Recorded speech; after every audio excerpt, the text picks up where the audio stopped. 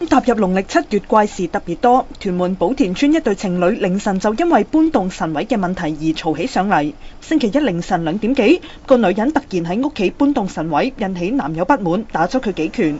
女嘅傷咗要入院，男嘅就俾警察拉咗。有堪輿學家指，夜晚絕對唔適宜搬神位，特別係農曆7月陰氣特別重，後果可以好嚴重。如果你屋裏邊不嬲咧請開神，即係啲神靈咧嚟保護間屋嘅話咧，咁你移佢位嘅，即係代表咧暫時要，即係叫嗰啲神靈嘅離開，就有機會咧係會咧係產生一啲爭鬥兼係雨乾之災嘅。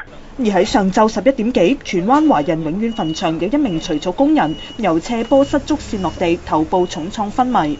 歐仲德話：墳場係至陰之地，所以農曆7月係絕對唔適宜喺墳場進行任何工程。提醒工人開工期間應該穿着黃色衫以及戴上玉佩趨吉避凶。ONTV 記者潘婉玲報道。